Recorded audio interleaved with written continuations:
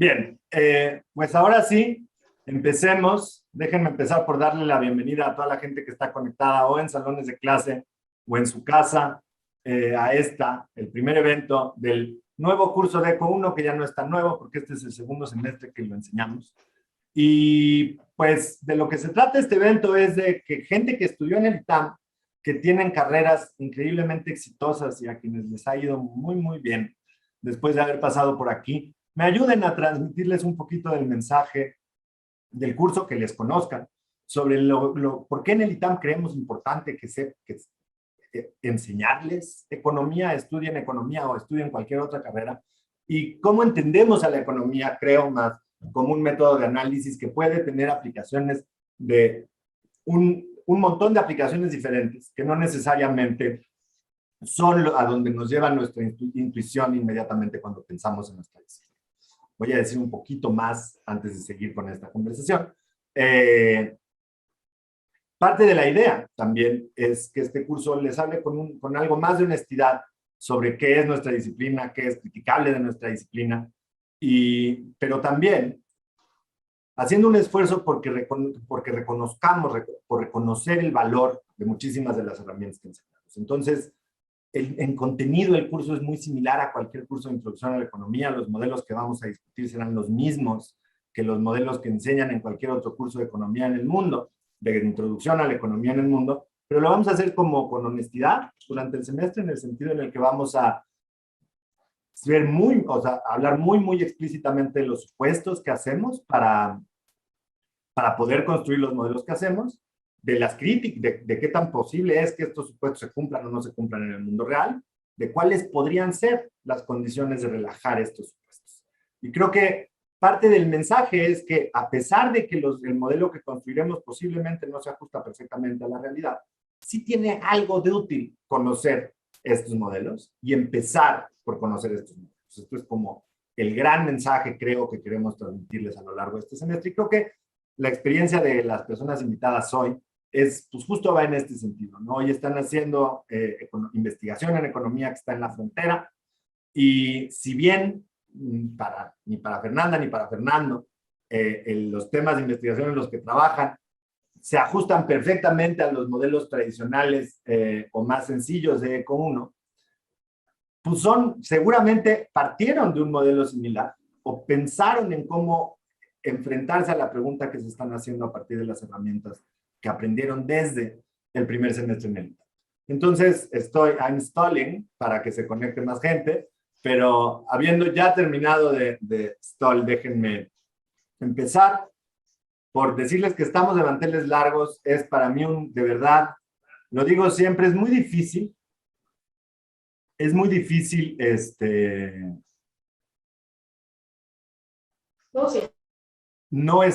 no sentir orgullo por las personas que han pasado por el ITAM y hoy tienen carreras muy exitosas, aunque obviamente también es cierto que los méritos pues, son todos de las personas que pasaron por el ITAM y no necesariamente de la institución. Hoy están aquí para platicar con ustedes pues dos personas que hace no tanto tiempo pasaron por los salones de clase del ITAM y hoy son gente muy exitosa, muy exitosa en la academia, que es ese sector del mundo real en donde nos hacemos preguntas que muchas veces la gente cree que no son tan interesantes, pero a nosotros nos fascinan. Entonces, para empezar, me gustaría también decir, a mí no me gusta presentar a la gente, que la gente lea mi CV enfrente del resto. Entonces, pues empecemos pidiéndoles a ustedes que se presenten. Empezaría contigo, Fernanda. Dinos quién eres y déjame hacerte la pregunta un poquito más precisa. Dinos quién eras unos 6 meses antes de llegar al ITAM.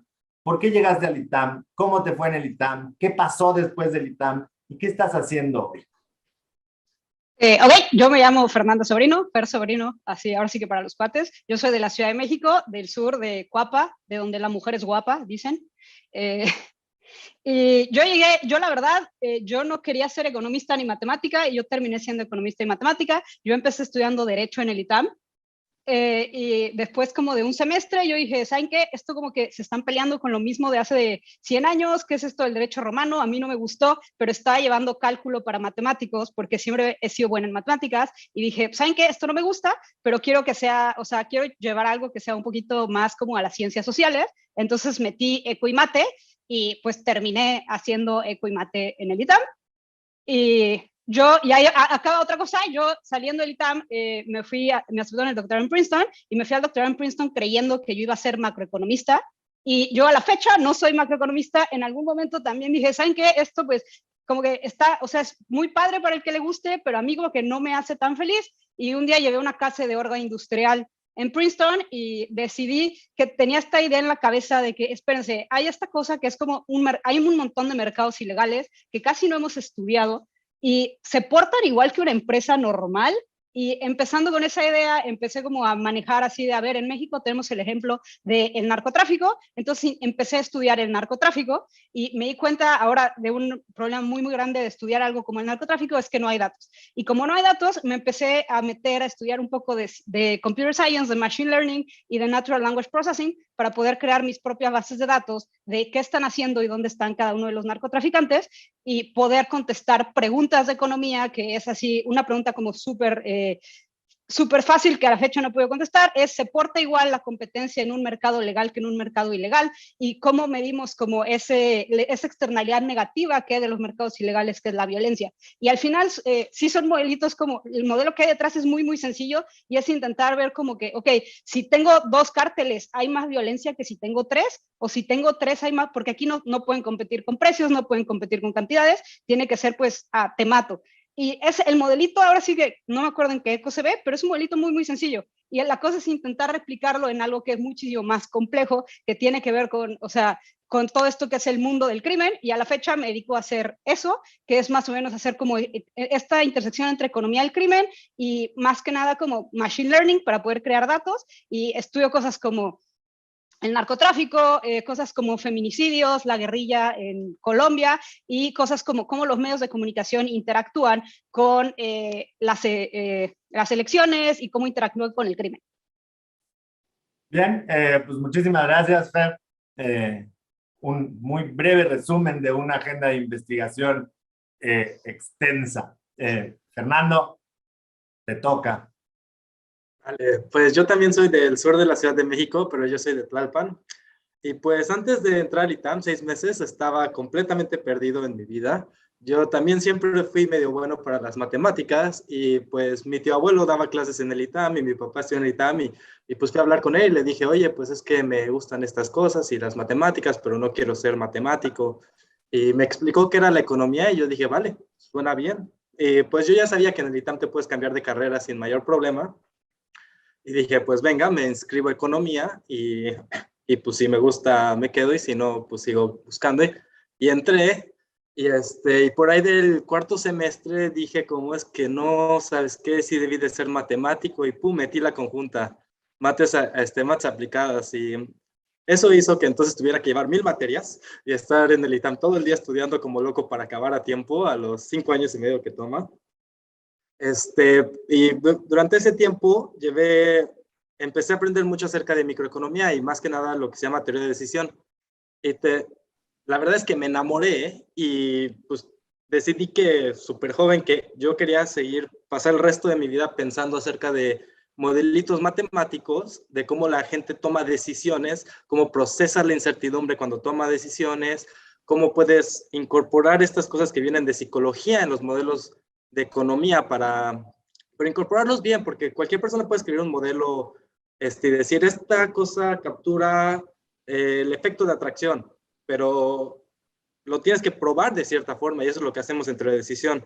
Y pues me fui de doctorado a Boston University, donde estaba mi asesor, que era uno de los decision theories más importantes y quería yo trabajar con él. Y llegué y pues trabajé con él y lo que a mí me interesó durante el doctorado fue cómo hoy en la mañana, tú no sabes qué quieres en la noche, por ejemplo, para cenar, ¿no?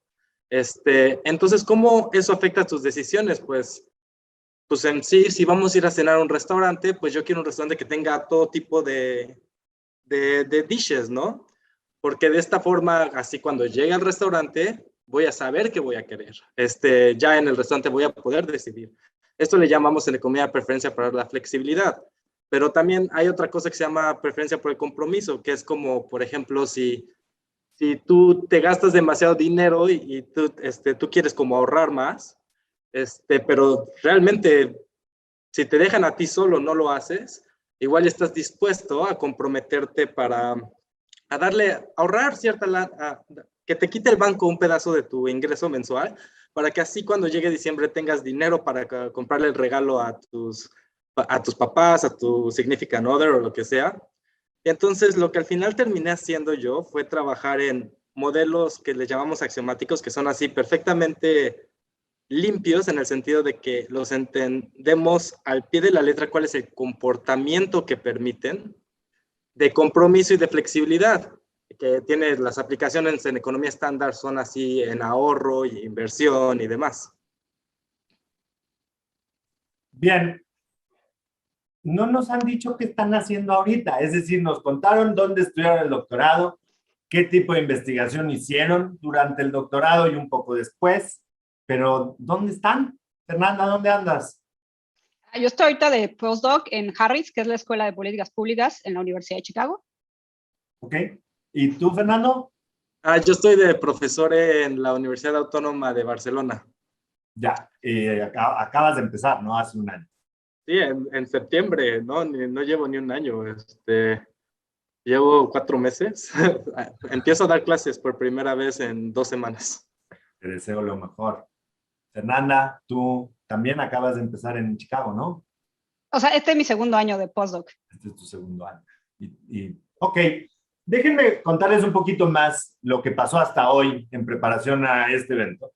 Y en preparación a este evento lo que pasó fue que les pedimos una primera tarea en donde a quienes están en esta clase, en donde les pedimos que tuvieran tanta creatividad como fuera posible para plantear una pregunta, que posiblemente sintieran que igual y no podía responder la economía, como un reto, para saber si es posible caracterizarla como en economía generalmente caracterizamos los problemas que nos interesa estudiar y entonces utilizar las herramientas para responderlas. Yo creo que tanto el trabajo que haces tú, Fernanda, como el trabajo que hace Fernando, como que encaja en este mundo de el tipo de preguntas que el mundo de allá afuera cree que es imposible o que no competen a la economía, pero que al final del día pueden tratar de responder a partir de las herramientas que aprendieron en el ITAMI después, durante el doctorado.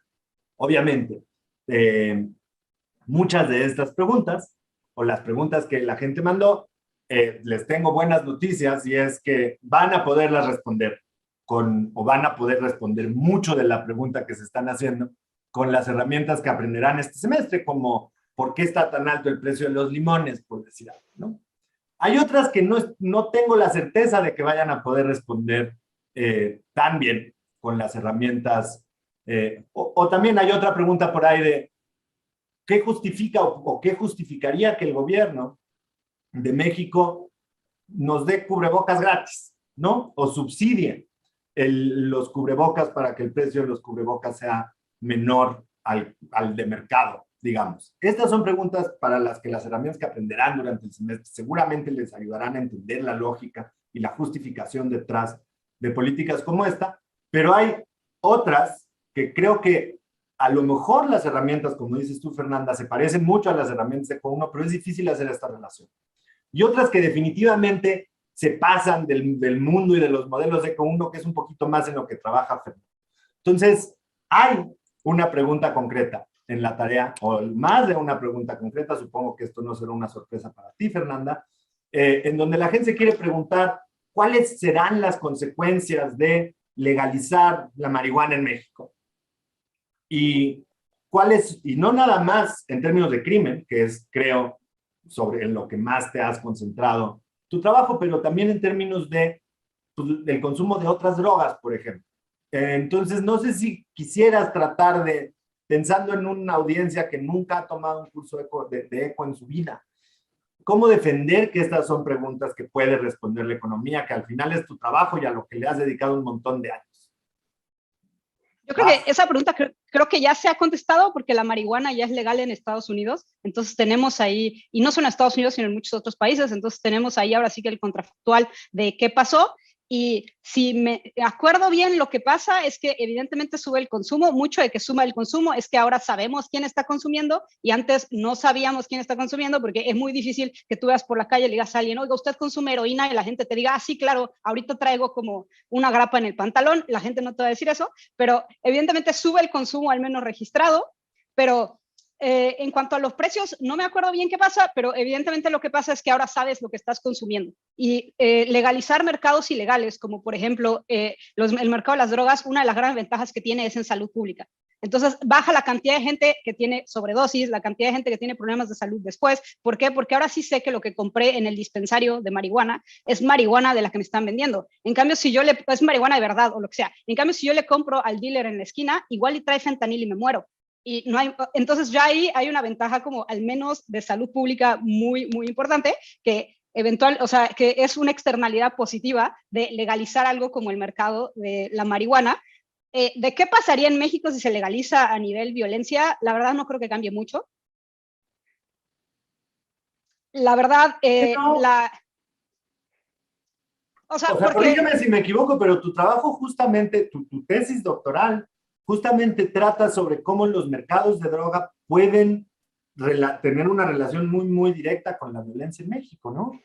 Sí, pero el problema que hay en México es que el consumo es bajo. La mayoría de las drogas que producen los narcotraficantes son cosas que se exportan, y las drogas que producen muchísimo. La marihuana no es una droga que se...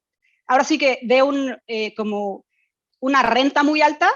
O sea, es algo que ocupa mucho espacio, que es muy fácil de ver desde el aire, que es muy fácil que alguien sepa que lo estás cultivando, entonces no te da como suficiente dinero para seguirlo cultivando. Entonces probablemente lo que pasaría en México es que se movería, alguien se movería al mercado legal, probablemente sí, pero no la gente que está generando la violencia, no la gente que se... Creo que ya no pasó, ok.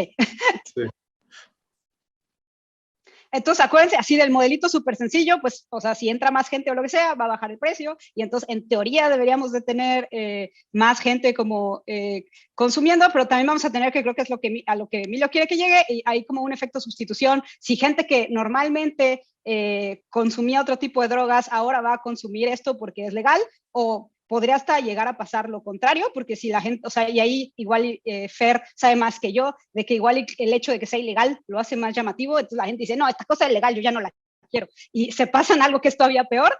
No, estoy segura que hay papers que dicen que estudian esto como un poco más conductual, pero al final de cuentas el modelito como súper sencillo de ECO les va a ayudar a que, a ver, ok, vamos a suponer qué pasa con esto, suponiendo que el mercado es como bien sencillito, y ya que lo tienen como en la cabeza con el mercado sencillo, se pueden empezar a preguntar más cosas, como, ok, pero esto no es un mercado normal, ¿no? Es esta cosa que es adictiva, entonces, ¿qué pasa? O se pueden ir del otro lado de, bueno, pero los actores que entran a este mercado no es gente normal, o sea, alguien que decide ser narcotraficante no es alguien que decide, yo qué sé, vender papas o lo que sea. Entonces se pueden empezar a preguntar, hacerlo más complicado y meterle así, bueno, también esto puede tener externalidades negativas o externalidades positivas a otras cosas, y usar como esta base de ECO 1 para construir algo mucho más complejo, y ahora sí contestar la pregunta que quieren y ver qué pasa a esta preguntita así, porque podría ser algo muy, muy sencillo de, ok, lo hacemos, porque en México ya se hizo legal, ¿no? Más o menos, como si tienes un amparo o lo que sea, ver si ese amparo hizo que algo cambiara, intentar medirlo, y tal vez podemos contestar al menos, ok, si se hace legal para la gente que en serio tiene problemas de salud, ¿eso da cabida a que pase algo distinto a lo que esperábamos o no?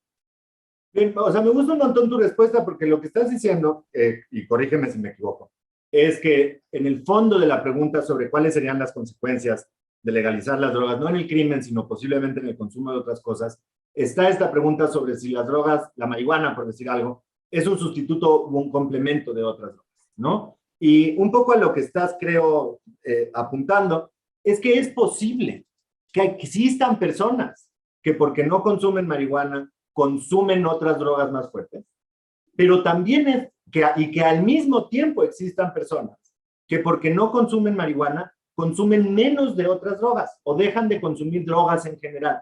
Entonces, que este concepto que muchas veces en Economía 1 enseñamos como que existen los bienes que son sustitutos o complementos, En el mundo real es obviamente mucho más complejo, porque lo que podemos decir es, a veces, es si para un sector o una población con ciertas características, por ejemplo, la marihuana es un sustituto o un complemento del alcohol o la cocaína, pero para otro sector de la población, la relación entre estos dos productos puede ser muy diferente. Y por eso el trabajo que haces tú, o el tipo de trabajo que hace la gente que hace economía empírica es importante, porque justo lo que trata de identificar son este tipo de parámetros, ¿no? Es decir, cuáles son las características de las personas para quien la marihuana es un sustituto del alcohol, para quien es un complemento, y en este sentido, poder hacer predicciones sobre cuáles serían las consecuencias de regular este mercado en este sentido. Déjame hacerte una pregunta más antes de pasar a hacerle una pregunta a Fernando. Pero yo siempre he dicho que, no siempre he dicho, desde hace algunos años digo que la única política pro competencia y antimonopolios de los gobiernos de México de los últimos 15 años es la política de combate al narcotráfico, ¿no? En donde parece que estamos yendo contra los grandes cárteles de las drogas y en la práctica estamos pulverizándoles, generando competencia. Y el modelo tradicional de ECO 1 que vamos a enseñarle a las personas en esta clase, pues predice que mientras más competencia haya, las cosas mejor podrían estar. Y medio lo dijiste en tu introducción, pero si vamos a escoger un mercado en donde vamos a fomentar la competencia y a romper los monopolios, ¿qué nos puedes decir tú sobre por qué el mercado de las drogas es tal vez el peor que podríamos haber escogido en este sentido? Ok, de eso va así.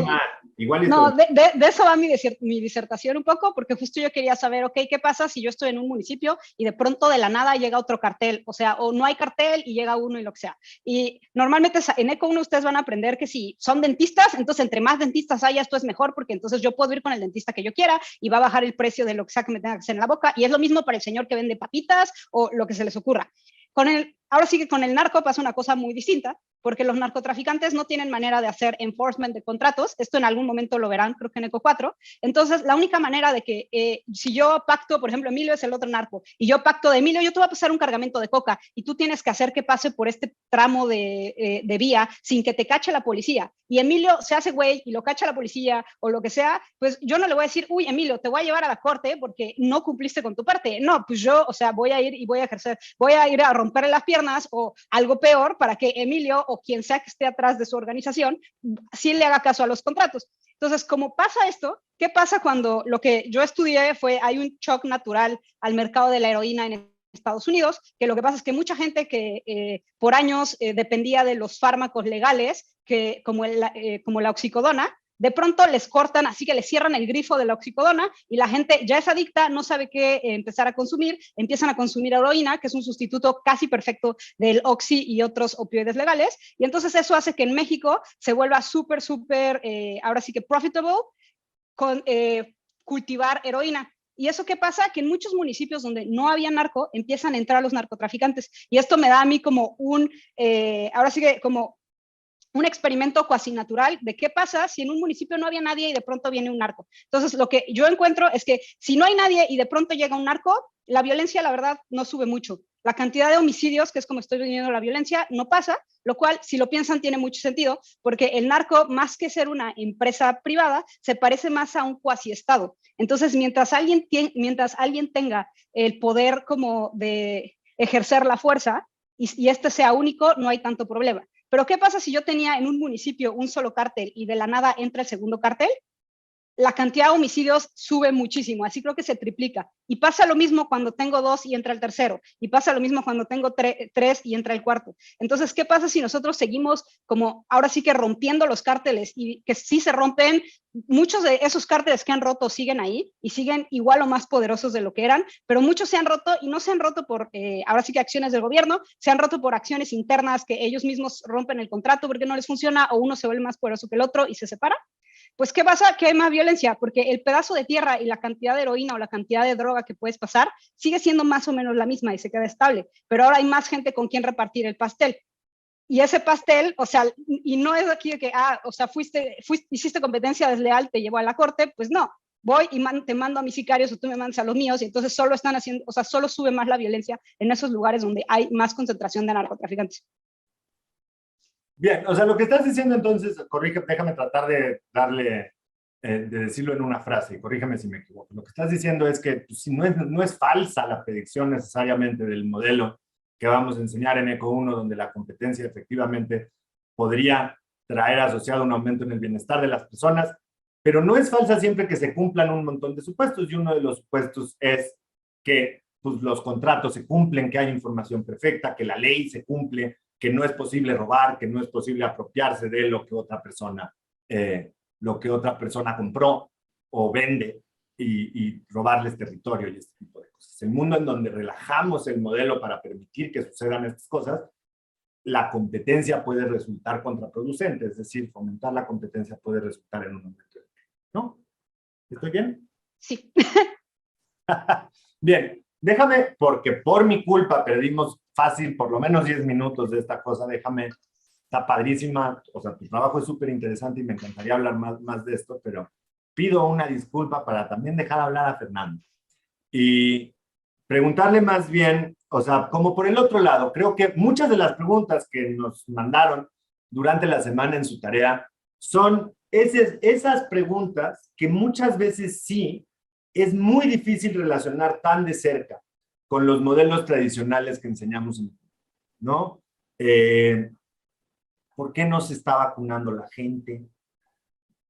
¿Por qué la gente se cuida nada más una semana antes de ir al doctor cuando tienen una enfermedad crónica como diabetes para que el doctor les diga que van bien y al día siguiente vuelven? O sea, que comportamientos medio inconsistentes en el tiempo cuando cuidan su salud. Si cuando una persona famosa consume un producto es más probable que la consumamos y por qué. Y un montón sobre adicciones, que también tiene que ver con lo que está platicando Fer. Sí, corrígeme si me equivoco, pero tu trabajo, en términos sencillos, consiste justamente en pensar en cómo caracterizar el comportamiento de las personas para explicar fenómenos un poquito menos consistentes con las teorías generales de uno, en donde uno, y a mí es el ejemplo que más me gusta, es sentarte lejos del plato de las botanas en la cena de Navidad cuando estás a dieta, ¿no? Es decir, si estás a dieta, quiere decir que no quieres comer. Si pensamos como el modelo de ECO 1, pues da igual estar más cerca o más lejos del plato de las botanas, pero en la práctica, siempre que estamos a dieta, nos sentamos lo más lejos que podemos del plato de las botanas. Entonces, ¿qué es esto? ¿Y cómo tu trabajo tiene que ver con esto? ¿Y por qué? La pregunta concreta es, más bien no, porque si tú crees que entender el modelo sencillo de ECO 1, en donde estas cosas, nadie tendría que comportarse así, es útil para después tratar de modelar y construir modelos que puedan predecir y describir este tipo de comportamientos. Vale, no, pues yo creo que entender el modelo, a mí me encanta el modelo de ECO 1 porque sin él, este tipo de comportamientos no te darías cuenta que son importantes o que no son estándar en el sentido. Por ejemplo, cuando estás hablando del ejemplo de sentarme lo más lejos del plato de las botanas, este tipo de comportamiento es una decisión que estás tomando que no es compatible con el modelo de ECO 1, pero no es compatible en una dirección particular, ¿no? Entonces, cuando tú quieres generalizar el modelo para ese comportamiento, digamos, yo estoy interesado en un modelo que permita a alguien sentarse lejos del plato de las botanas para que no tenga que pagar un tipo de costo de self-control. O sea, para que, por ejemplo, si te sientas al lado del plato de las botanas, puede que no coman las botanas, pero te cuesta internamente, ¿no? Entonces, si tú solo estás interesado en un modelo que permite este comportamiento, pero mantenga todas las partes atractivas de la economía, del modelo económico, porque el modelo económico tiene muchas partes que son atractivas y que quieres mantener cuando quieres generalizarlo. ¿A qué te Por eso lo refieres con necesitas. atractivas, Fernando? ¿Qué te atrae de un modelo en economía a ti? No, hombre, por ejemplo, en el modelo de ECO 1, las curvas de indiferencia, ¿no? Que son los que van a ver más o menos a la mitad del semestre, un poquito después. 2 semanas. En 2 semanas. Las curvas de indiferencia son perfectas para entender cómo la gente toma decisiones, ¿no? Entonces tú quieres seguir teniendo un modelo que tenga curvas de indiferencia, ¿no? Solo quieres ver cómo las puedes ajustar para que puedan permitir este tipo de comportamiento, para que puedas seguir en cierto sentido entendiendo la realidad con las mismas herramientas con el que entiendes el modelo estándar, pero permitiendo este tipo de comportamiento. Bien, entonces, lo que estás diciendo, déjame decirte lo que les voy a decir yo el lunes, y como un adelanto. Lo que les voy a decir es que reconocemos en economía que los modelos que construimos muchas veces, y es imposible aspirar a que expliquen perfectamente el mundo real. Pero justamente, una vez que construimos nuestros modelos, podemos hacer predicciones, ver qué predice nuestro modelo, y fijarnos allá afuera qué de las predicciones que hicimos no se cumplen. Y entonces, cuando observamos que estas predicciones no se cumplen, podemos regresar al modelo original a preguntarnos qué habría que cambiar, qué supuesto habría que relajar en la construcción de este modelo para que sí podamos explicar lo que sucede allá afuera. Y esto le da un montón de estructura al proceso de descripción y entendimiento del mundo real. Y creo que esto es al final del día tal cual lo que haces. No nada más estás preguntándote cómo modelar el que la gente se siente lejos del plato de la comida, de las botanas, sino te estás preguntando si otra gente que ha modelado, por qué la gente elige sentarse lejos del plato de las botanas, efectivamente está relajando los supuestos que debería relajar. Y efectivamente, relajar esos supuestos implica, o sea, tiene predicciones que observamos en el mundo real, ¿no? ¿Estoy mal? No, exactamente, lo dijiste perfectamente. Al final del día, también, cuando uno genera un modelo, tiene que ser útil, ¿no? Imagínate que yo te doy una chorizo ahí espantoso de matemáticas que no puedes utilizar para calcular precios, ni para estudiar bienestar, ni nada, ¿no? El modelo estándar de economía es perfecto porque es muy sencillo y puedes calcular precios, calcular bienestar, ver cómo la gente va a estar mejor cuando baja el precio, cuánto más. Al final, tú quieres mantener algo que que tenga este tipo de beneficios, pero que permita el comportamiento que estás interesado, ¿no? Entonces, justo lo que tienes que hacer es ver, a ver, este es el modelo estándar y esto es lo que no me está dejando hacer. ¿Cuál es exactamente la parte del modelo estándar que no me deja hacer, que yo veo a todo mundo hacer? Es esta. Entonces la cambias tantito y ves, pues sale esta otra cosa, pero y sigue estando lo suficientemente cerca para que yo pueda seguir haciendo aplicaciones a contratos, a subastas, a etcétera, etcétera, ¿sabes? Eso es lo que uno quiere de un modelo, ¿no? Porque al final, la realidad sería bellísimo si pudiéramos tener una ecuación simple matemática que explique el comportamiento de todos los humanos, ¿no? Y la pudiéramos utilizar, pero es imposible. Bien, se nos va a acabar el tiempo y quiero dejarles un espacio al final si quieren mandarle un mensaje a quienes estudian en el ITAM. Y por eso déjenme hacerles dos preguntas más. Primero una a Fernando y después a ti una Fernanda de las preguntas que están en el público. Les voy a hacer un twist a la pregunta que hizo la gente que está conectada, donde preguntan si no se me dan muy bien las matemáticas, es una buena idea estudiar economía. La respuesta es yo creo que a mí me gustaría responder esa pregunta de no es cierto que no se te den las matemáticas hay que aprender a disfrutarlas y cuando aprendes a disfrutarlas se te empiezan a dar. Pero la pregunta que te haría a ti, Fernando, en ese sentido es, ¿la economía son matemáticas? ¿O las matemáticas son más bien una herramienta que usamos en economía? ¿Cómo entiendes tú a la relación entre la economía y las matemáticas? No, la economía usa matemáticas como herramienta. No somos, o sea, hasta gente como yo, cuyos artículos de investigación tiene puras matemáticas y puros teoremas de matemáticas y no tiene un solo dato, ni una base de datos, ni nada de eso, entendemos perfectamente que no somos matemáticos. Al final del día estamos muy, muy lejos de matemáticos y solo las utilizamos cuando las necesitamos, ¿sabes?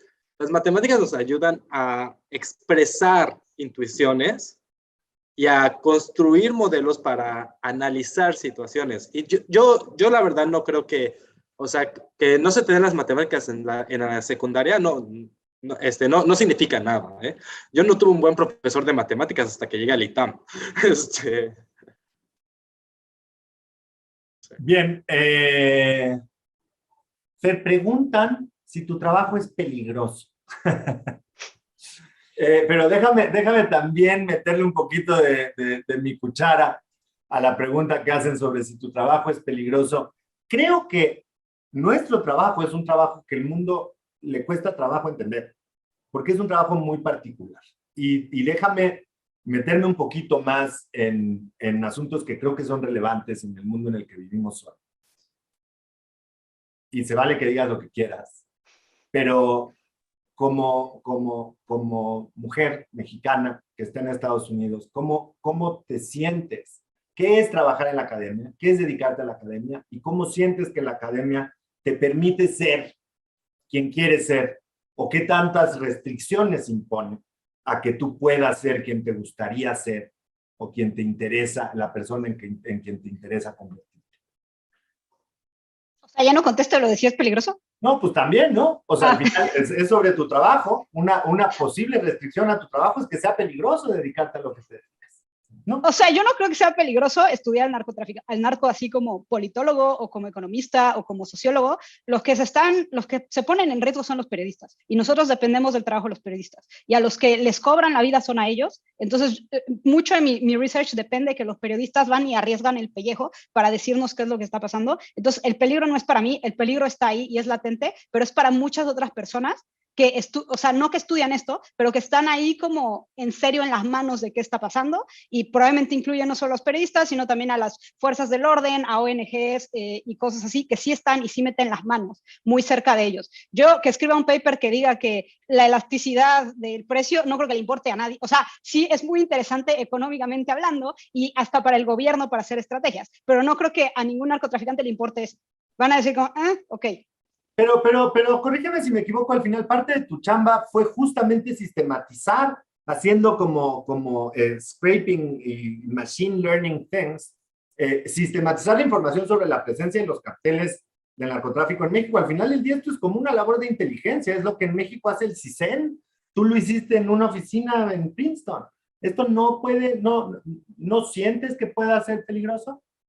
No, porque la información está ahí, o sea, si lo quisieran replicar, podrían replicarlo, porque yo solo agarré lo que los periodistas dicen y filtré como qué es lo que está pasando a través de los ojos de los periodistas. Si los periodistas no lo reportaron porque tienen miedo, porque no se les hizo interesante, por lo que sea, yo no lo estoy viendo, y cosas que tal vez quiero creer que el CISEN o que la PGR sí ve, igual y yo no las vi, pero yo solo estoy filtrando todo a través de los ojos de los periodistas y solo estoy poniendo un montón de información que es pública, toda junta, de la manera más eficiente que se me ocurrió hasta ahora. Bien, muy bien. Déjame entonces volver a la segunda parte de mi pregunta de hace rato y más bien planteársela tanto a ti, Fernanda, como a ti, Fernando, y pedirles algo más. Es decir, ¿cómo comunicarían ustedes por qué escogieron la academia? ¿Por qué les gusta dedicarse a la academia? ¿Qué ventajas tiene nuestra chamba? Que yo lo digo todo el tiempo, es de los pocos trabajos en el mundo en donde todos los días me despierto preguntándome qué quiero hacer hoy, y eso es lo que hago. ¿Qué me quiero preguntar hoy? Es a qué hora lo quiero hacer, muchas veces incluso, y eso es lo que hago. Pero también que terminen con un mensaje a quien está hoy empezando en el ITAM sobre su experiencia, sobre qué les recomiendan, sobre qué le dirían a alguien que está empezando hoy a estudiar ECO o cualquier otra carrera en el ITAM, porque pues es su público. Entonces, ¿quieres empezar tú, Fernando? ¿Cómo describirías dedicarte a la academia y qué le recomiendas a la gente que está empezando hoy con su carrera en el ITAM o que está empezando con un curso de economía, a pesar de que estudia una carrera que desde su perspectiva no tiene nada que ver con nuestra disciplina? Vale, primero, ¿por qué me encanta la academia? Me encanta porque igual que tú, me despierto diario a pensar en algo que yo quiero pensar. Los artículos que escribo son porque yo quiero escribirlos, son cosas que a mí que me parecen interesantes, son cosas que pienso mientras me baño, que pienso mientras voy caminando.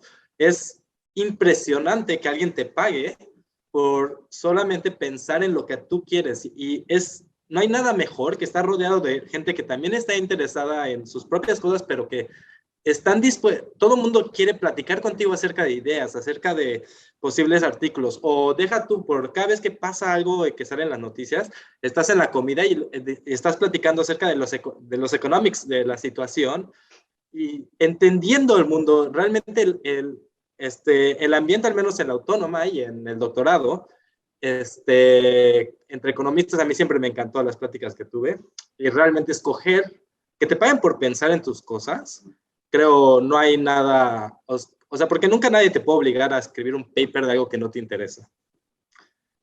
Eso es por qué me encanta, porque realmente es la libertad total, en cierto sentido.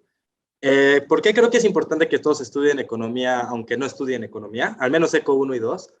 Realmente creo que ECO 1 y 2, si te las tomas en serio en el sentido de que no te preocupas por los laboratorios y los exámenes y ese rollo, solo por las ideas que te están enseñando, te abren los ojos para entender la realidad en la que vives, ¿no? Después de llevar ECO 1 y 2, cada vez que ves las noticias, cada vez que alguien te platica algo, o sea, realmente los modelos que ves en ECO 1 y 2 te permiten que no te engañe la gente, que no caer en falacias, como empieza la primera clase de ECO 1, me acuerdo. Te permiten entender el mundo de una manera muy sencilla y rápida. Y francamente, el mensaje que les daría a los chavos que están empezando el ITAM es que pues les tengo mucha envidia. El ITAM fueron de los mejores 5 años y medio de mi vida y los disfruté al máximo. Y lo que más disfruté del ITAM son las dos cosas, ¿no? Son a los profesores como Emilio y Leven, y nombre, Cornejo y Diego y todos, realmente son gente súper buena onda, súper brillante y que están dispuestos a hablar con ustedes, así que acérquense con ellos, pueden tener muy bonita relación y muy bonitas amistades y muy bonitas conversaciones, pueden aprender muchísimo de ellos y de sus compañeros. Yo creo que realmente aprendí, pues de Fer fuimos compañeros en varias clases de Italia, aprendí de ella muchísimo, aprendí muchísimo de todos mis compañeros, y hasta la fecha sigo siendo amigo de varios. Entonces, lo que yo les diría es que no se sienten muy intimidados, no se concentren en las tareas y en sacar buenas notas, sino en digerir el material, en pelearse con los supuestos de los modelos de ECO 1 para entender bien qué te están enseñando, o sea, y en pasarla bien y en aprender muchísimo, porque realmente es un lugar espectacular. Bien, Fernanda, ¿por qué te gusta tu trabajo y o por qué no te gusta tu trabajo y qué le recomiendas a la gente que está conectada hoy a esta clase? No, o sea, digo, a mí sí me gusta mi trabajo, pero más que porque me paguen por pensar en lo que yo quiero, me pagan por aprender lo que yo quiera. Porque un día yo decidí que quería aprender cosas de computer science y me senté hasta que las aprendí y las metí en un paper y le peleé a todo el mundo que esto podía ser economía, aunque fuera algo que no era tal cual como el toolkit básico. Ustedes pueden meterle, o sea, la economía tiene esta magia que si ustedes tienen una pregunta que no necesariamente, ustedes dicen es que igual esta pregunta no es de economía, igual y suena a sociología o suena a historia o suena a computer science, igual y pueden hacer como este match bien bonito entre o sea, ahora sigue las herramientas de economía con las herramientas o con los conocimientos o con lo que se les ocurra de otra disciplina y contestar cosas muchísimo, o sea, que igual va a haber un poquito de resistencia por parte de, ahora sí que la gente más grande y así, va a haber resistencia así, pero igual le van a terminar contestando algo que nadie se ha planteado antes y que va a ser genial. Entonces, eso, o sea, eso es lo que a mí se me hace muy genial como de estar en la academia, que me pagan por, ok, sí, pensar en lo que yo quiera, pero en lo que estás pensando te das cuenta que hay barreras y que hay cosas que no aprendiste o que nunca habías visto, y en eso, pues si quieres tú de pronto escribir un paper de otra cosa, pues vas y te pones a leer historia de lo que sea, o vas y te pones a aprender este método que usan los físicos, o esta otra cosa que es, yo que sé, que usó alguien que hace geografía, y lo pones eso todo junto para contestar una pregunta económica, o que más o menos parece una pregunta económica, y es muy cool poder hacer eso y ponerlo como todo junto. Y lo que yo les recomendaría, así, además de todo lo que dijo Fer, que es muy importante, aprendan a programar. No sé si ya ahora les den programación, pero aprendan a programar en un lenguaje el que quieran, aprendan a programar, porque una vez que sepan programar, aprender más cosas es bien fácil y moverse entre estos mundos, sobre todo ahora que está como tan de moda y que viene más a estar como en auge todo lo que es data science y todo lo que es como computational social science y toda la información que hay afuera, que hay en redes sociales, que hay en como archives de cosas, que hay en fotos, ustedes van a poder tener acceso a ella, pero solo van a tener acceso si pueden programar. Entonces, aunque no lleven clases de programación, ustedes digan, ok, yo me voy a dedicar 1 hora a la semana, así me meto a un cursito como en línea y me voy a poner para saber programar. Y van a ver que ya por ahí del 5º, 6º semestre me van a agradecer que les dije que programaran. Tienes razón, estamos por ofrecer un montón, algunos cursos en donde aprenderán a programar, además, fuera del salón de clases. Yo creo que la idea, como dices bien, es entender a la economía como este diálogo entre modelos teóricos para describir la realidad, que después llevas a la realidad para preguntarte qué tan bien la describiste o qué tan bien, cuál es tu poder de predicción de lo que sea que te interesa entender. Y para hacerlo lo mejor posible, el crecimiento de la información disponible y el poder estadístico, los programas que hacen análisis de datos, pues es importante saberlo aprovechar. Y eso es algo que me parece una excelente recomendación. Nos quedan 3 minutos. Quiero volver a pedir una disculpa por el relajo de que te escuchabas 4 veces, Fer. No sé muy bien qué pasó, además de que soy un señor. Espero que el resto de la gente allá afuera lo esté disfrutando o haya disfrutado esto, y les dejaría a ustedes si tienen algo más que decir para despedirse. Primero tú, Fernanda, porque hace rato empezó Fernando, y luego tú, Fernando, y nos despedimos. Agradecerles otra vez el haber estado aquí, de verdad, es un honor para mí, es un honor para la institución tenerles de regreso platicando con la gente que está empezando con su carrera. Los méritos son de ustedes, pero es dificilísimo no sentir tantito orgullo, y pido una disculpa si no deberíamos, pero es muy, muy difícil hacer. Así que, por favor, siguen quedando los 3 minutos que dije que quedaban, así que, Fernanda, lo que quieras decir. No, pues nada más que si, así cuando ya vaya más adelante, si alguien les dice que algo no es economía, sobre todo si es un hombre viejo, ustedes empujen, si es economía. El hombre viejo que va a decidir si se pueden recibir con su tesis soy yo, y te prometo, Fernanda, hago este compromiso hoy, que voy a hacer todo lo que esté en mis manos para, al revés, convencerles de que se hagan la pregunta que quieran y que utilicen las herramientas que les estamos enseñando en economía. Fernando. Pues nada, que se peleen con los modelos, que realmente hasta que, pues un modelo no se aprende solo que te lo enseñen en clase, sino le tienes que aventar cosas, le tienes que ver en todas las situaciones, pensar este modelo en todas las situaciones posibles. Si este modelo funciona bien con el helado, funciona bien con la cocaína, funciona bien con, realmente peléate con todo, cuestiónalos todos, y así, solo así aprendes las limitaciones y así aprendes economía. Y como dice Fer, estoy totalmente de acuerdo con ella. Según yo, no hay nada que no pueda ser economía. Entonces, el mundo es su pastel. Bueno, sí hay cosas que no pueden ser economía. Pero... Nada que no involucre nada que involucre a personas tomando decisiones. Podemos decir que no es economía. Siempre que haya una persona de por medio y esté en nuestra cabecita influyendo en lo que sea que está pasando, lo podemos entender. No, a lo mejor no perfecto, pero la economía tal vez algo tiene que decir, ¿no? Les agradezco otra vez un montón el haber estado aquí, por sus mensajes. Espero que la gente en el público, a pesar de mi torpeza para transmitir cosas por YouTube, lo haya disfrutado. Estamos aquí para ustedes, no se pierdan, sigan en contacto. Les mando un agradecimiento muy fuerte a ustedes.